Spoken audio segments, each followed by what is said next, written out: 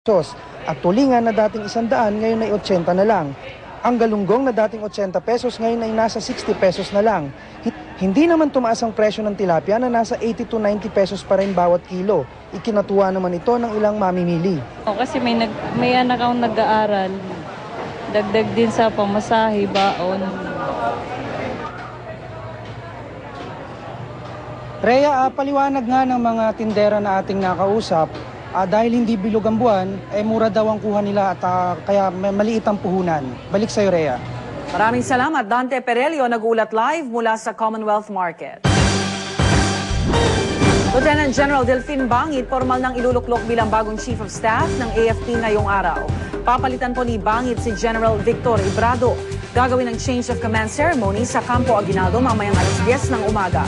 Samantala, tiniyak ng hukbong sandatahan ng Pilipinas na walang dapat ikabahala sa pagkakatalaga kay Bangit bilang bagong AFP Chief of Staff.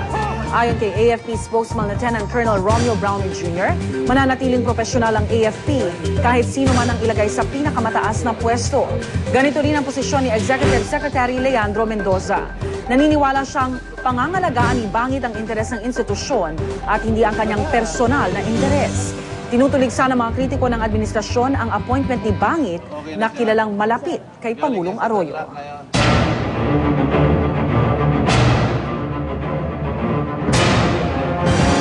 Libo-libo hektarya ng taniman sa Oriental Mindoro at Kalinga sinira ng matinding tagtuyot. Bayan po ng Magpet sa North Cotabato, sinailalim na sa state of calamity dahil pa rin sa El Nino. Darito ang report. Aabot na sa halos 200 milyong piso ang halaga ng mga nasirang palayan sa Oriental Mindoro dahil sa El Nino. May 3,000 hektarya ng lupain ang hindi na mapapakinabangan. Bagamat berde pa rin ang kulay ng palay dahil sa hamog sa madaling araw, hindi na raw ito mapapakinabangan pa. Nakadagdag pa sa problema ng mga magsasaka ang sistema ng irigasyon doon. Bukod kasi sa tuyo at walang tubig, sira rin ang mga ito. Apektado rin ng El Nino ang mga mango farm sa Rizal, Kalinga. Dahil sa matinding init, araw-araw umano nagkakandalaga sa mga bunga ng mga puno. Halos kalahati na ng mga inaasahang aanihing mangga sa susunod na buwan, hindi na mapapakinabangan. Ang mga alagang hayop naman sa farm tulad ng mga tupa, namamayat na dahil salat sa makakaing damo. Sa Magpet North Cotabato naman, nagsumite na ng resolusyon ang lokal na pamahalaan para isailalim ang bayan sa state of calamity dahil sa matinding tagtuyot.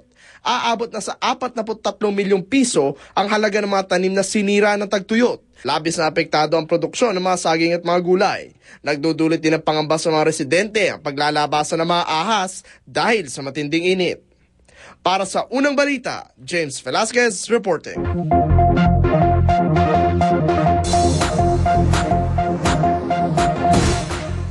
Limang bahay at isang bodega nawasak dahil sa paghagupit ng buhawi sa Oklahoma sa Amerika.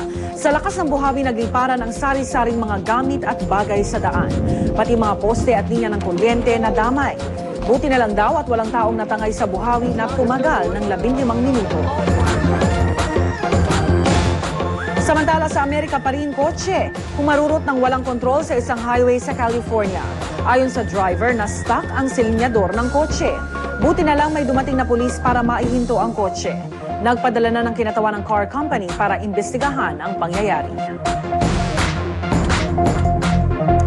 Anti-terror raid sa Indonesia, 3 hinihinalang terorista ang namatay. Ang isa sa mga suspect tinamaan matapos makipagbarilan sa mga pulis. 2 pang suspect ang binaril ng mga pulis habang tumatakas sakay ng motorsiklo. Hindi pa natitiyak ang mga pangalan at pagkatao ng mga suspect. Pero pinaniniwala ang isa sa kanila ang notorious na militanteng si Dul Matin na umano'y mastermind ng 2005 Bali bombings na ikinasawi ng mahigit 200 tao. Lalaki nagtangka umanong magpasok ng bomba sa konsulado ng Ukraine sa bansang Turkey. Pero hindi nakaporma ang lalaki dahil binaril siya ng isang gwardya. Nanlaban daw kasi ang suspect at nagpaputok pa ng baril nang isinailalim siya sa inspeksyon. Agad namang isinugod sa ospital ang lalaki matapos mabaril. May ilalapit daw itong mga hinaing sa konsulado kaugnay sa kaso ng kanyang asawang nasa Ukraine. Mga bansang Israel at Syria planong makapag-develop ng nuclear energy. Inihayag ito ng mga kinatawan ng dalawang bansa sa isang international press conference sa Paris, France. Pinangangambahan naman ng ibang bansa na pagmulan ito ng nuclear weapons na gagamitin sa mga gyera. Pero giit ng Israel, mas makababawas daw sa problema ng global warming ang enerhiyang galing sa nuclear power. Bukod sa Israel at Syria, dati na rin kinwestiyon ang nuclear activities sa Iran at North Korea.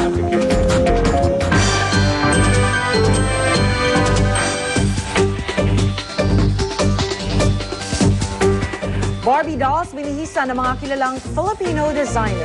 Kabilang po dito ang Maria Clara costume at bridal gown. Narito ang report ni Rauna Crisostomo.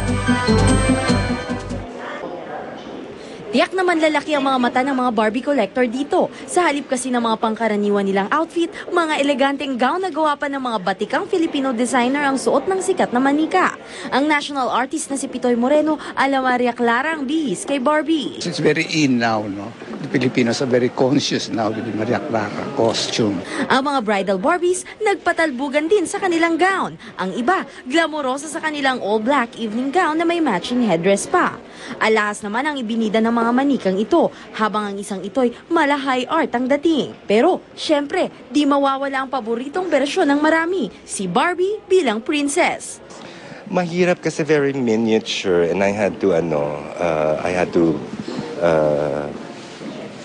hand sew a lot of the items. Tapos ako din yung naggupit or nagayos ng buhok. This is the first time challenge siya. And then somehow I decided nga na to put black turbans kasi I couldn't identify dun sa blonde hair.